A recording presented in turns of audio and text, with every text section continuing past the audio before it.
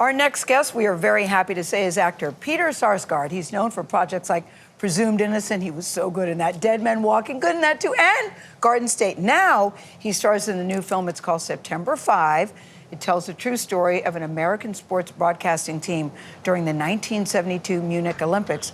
That's when Palestinian terrorists attacked the Israeli Olympic team, killing 2 and then taking 9 hostage on September 5th. The team pivoted and covered this hostage standoff live. Sarsgaard portrays ABC executive Roone Arledge, a legend in this business. And in this clip, he tells producers why they needed to cover this historic event. Okay, look, I know this isn't a responsibility that everyone wants, but does it make more sense to have a talking head from news take over from halfway across the world? Our job is to tell the stories of these individuals whose lives are at stake 100 yards away. And our job is really straightforward.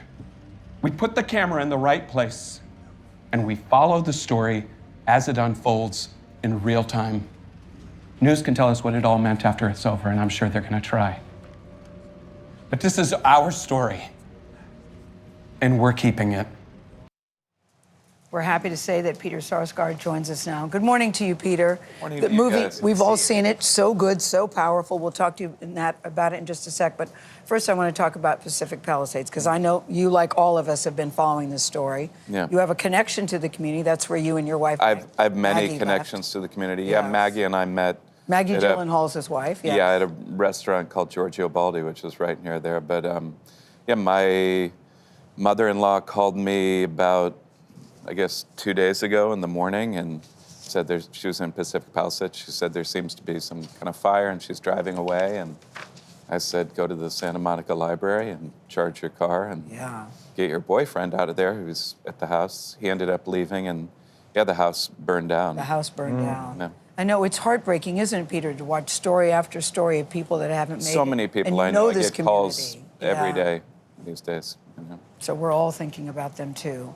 We're glad you're here to talk about this movie, because I remember at the time I was in high school when it first broke, we had never, well, number one, this had never happened, but we had never seen live coverage like this before. That's right. This was a first for everybody. That's right. I mean, Roone Arledge was really known for making your seat at home the best seat to view a sporting event. Mm-hmm. And he did that with live on-field coverage. He also did that with the commentary, but he also did that with the live camera, which was really used for the first time at that event.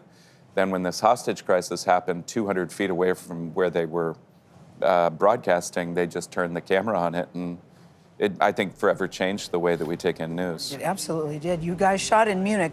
You didn't shoot at the actual location, but you did go see the location, I understand. I did go see the location. Actually, I was filming Presumed Innocent, and in the middle of filming, I went and made this movie in Munich. So when I got there, I got one of those Lime scooters. I went out to the Olympic Village and just sort of stood there trying to get, you know, I think when you're portraying events where real lives were lost, real things happened, it's hopeless to try to do it kind of exactly as it happened. But if you can take it as trying to honor them, you know, by self-respect, by just realizing that it is something that actually happened, you can get that, for me, by just standing there and kind of imagining that day. It's like student housing now. Yes. But we filmed it in Munich on a soundstage. And a lot of the people involved, it was a memory that they had. Yeah. You know, and sitting there. the director was so insistent on keeping the authenticity of the moment that he made it small inside there and also created some other parallels to... He made it so that none of the walls could fly away. I mean, I'm sure in the studio there's some walls that fly away. Right. But he wanted it to feel claustrophobic. He wanted it to feel like there wasn't room for the cameras even. All of the equipment that is in the film was sourced and is real. Apparently people have a hobby of keeping this kind of stuff. Yeah. And some of it worked. And Wow. so the design, the layout of everything was exactly as it was.